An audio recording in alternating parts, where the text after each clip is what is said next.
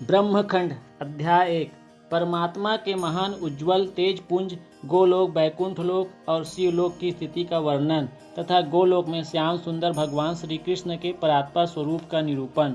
शौनक जी ने पूछा, सूत नंदन, आपने कौन सा परम अद्भुत, अपूर्व और अभीष्ट पुराण सुना है? वह सब विस्तार पूर्वक कहिए। पहले परम उत्तम ब्रह्मखंड की कथा सुनाइए। सौती ने कहा, मैं सर्वप्रथम अमित तेजस्वी गुरुदेव व्यास जी के चरण कमलों की वंदना करता हूँ। तत्पश्चात श्री हरि संपूर्ण देवताओं को और ब्राह्मणों को प्रणाम करके सनातन धर्मों का वर्णन आरंभ करता हूँ। मैंने व्यास जी के मुख से जिस सर्वोत्तम ब्रह्मखंड को सुना है वह अंधकार का विनाशक और ज्ञान मार्ग का प्रकाशक है। ब्रह्मन पूर्ववर्ती प्रलय काल में केवल ज्योतिषपुंज प्रकाशित होता था, जिसकी प्रभा करोड़ों सूर्यों के समान थी। वह ज्योतिर्मंडल नित्य है और वही असंख्य विश्व का कारण है। वह स्वेच्छामय रूपधारी सर्वव्यापी परमात्मा का परम उज्ज्वल तेज है। उस तेज के भीतर मनोहर रूप में तीनों ही लोक विद्यमान हैं। विप्रवर तीनों लोकों के ऊपर गोलोक धाम है, जो परमेश्वर के समान ही नित्य है। उसकी लंबाई चौड़ाई 3 करोड़ योजन है। वह सब और मंडलाकार फैला हुआ है। परम महान तेज ही उसका स्वरूप है। उस चिन्मय लोक की भूमि दिव्य रत्नमयी है। योगियों को स्वप्न में भी उसका दर्शन नहीं होता, परंतु वैष्णव भक्तजन भगवान की कृपा से उसको प्रत्यक्ष देखते और वहां जाते हैं। अप्राकृत आकाश अथवा परम व्योम में स्थित हुए उस श्रेष्ठ धाम को परमात्मा ने अपनी योग शक्ति से धारण कर रखा है। वहां आधि व्याधि जरा मृत्यु तथा शोक और भय प्रवेश नहीं है।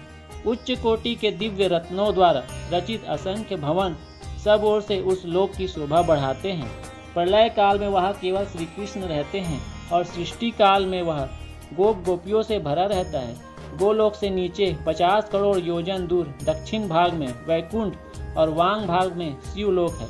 ये दोनों लोक भी गोलोक के समान ही परम मनोहर है। मंडलाकार वैकुंठ लोक का विस्तार 1 करोड़ योजन है। वहाँ भगवती लक्ष्मी और भगवान नारायण सदा विराजमान रहते हैं। उनके साथ उनके 4 भुजा वाले पार्षद भी रहते हैं। बैकुंठ लोक भी जरा मृत्यु आदि से रहित है। उसके वाम भाग में शिवलोक है, जिसका विस्तार 1 करोड़ योजन है। वहाँ पार्षदों सहित भगवान शिव विराजमान है।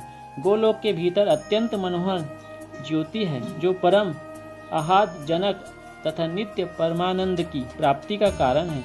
योगी जन योग एवं ज्ञान दृष्टि से सदा उसी का चिंतन करते हैं। वह ज्योति ही परम आनंददायक निराकार एवं परात्पर ब्रह्म है। उस ब्रह्म ज्योति के भीतर अत्यंत मनोहर रूप सुशोभित होता है, जो नूतन जलधर के समान श्याम है। उसके नेत्र लाल कमल के समान प्रफुल्ल दिखाई देते हैं। उसका निर्मल मुख शरद पूर्णिमा के चंद्रमा की शोभा को तिरस्कृत करने वाला है। उसके रूप लावण्य पर करोड़ों कामदेव निछावर किए जा सकते हैं। वह मनोहर रूप विविध लीलाओं का धाम है। उसके 2 भुजाएं हैं, एक हाथ में मुरली सुशोभित है, अधरों पर मंद मुस्कान खेलती रहती है। उसके श्री अंग दिव्य रेशमी पीताम्बर से आवृत है। सुंदर रत्नमय आभूषणों के समुदाय उसके अलंकार है। वह भक्त वत्सल है। उसके संपूर्ण अंग चंदन से चर्चित तथा कस्तूरी और कुमकुम से अलंकृत है। उसका श्री वस्त्र भूषित वक्षा स्थल कांतिमान कौस्तुभ से प्रकाशित है।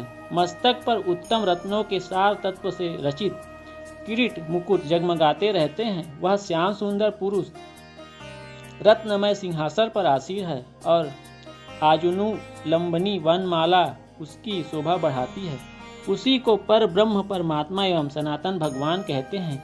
वे भगवान स्वेच्छामय रूपधारी सबके आदि कारण सर्वाधार तथा परात्पर परमात्मा हैं।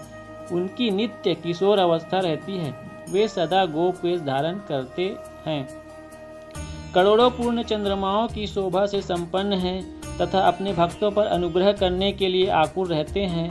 वे ही निरीह निर्विकार परिपूर्णतम तथा सर्वव्यापी परमेश्वर है तथा वे ही रास मंडल में विराजमान शांत चित्त परम मनोहर रासेश्वर हैं। मंगलकारी, मंगल योग्य, मंगलमय तथा मंगलदाता हैं। परमानंद के बीच सत्य अक्षर और अविनाशी हैं। संपूर्ण सिद्धियों के स्वामी, सर्व सिद्धि स्वरूप तथा सिद्धिदाता हैं। प्रकृति से परे विराजमान ईश्वर निर्गुण नित्य विग्रह आदि पुरुष और अव्यक्त हैं। बहुत से नामों द्वारा उन्हीं को पुकारा जाता है। बहुसंख्यक पुरुषों ने विविध स्त्रोतों द्वारा उन्हीं का स्तवन किया है। वे सत्य, स्वतंत्र, एक परमात्मा स्वरूप, शांत तथा सबके परम आश्रय हैं। शांत चित्त वैष्णवजन उन्हीं का ध्यान करते हैं। ऐसा उत्कृष्ट रूप धारण करने वाले उन एकमात्र भगवान ने प्रलय काल में दिशाओं और आकाश में प्रलय काल में दिशाओं और आकाश के साथ संपूर्ण विश्व को शून्य देखा। श्री राधा कृष्णाभ्याम नमः। श्री परमात्मने नमः।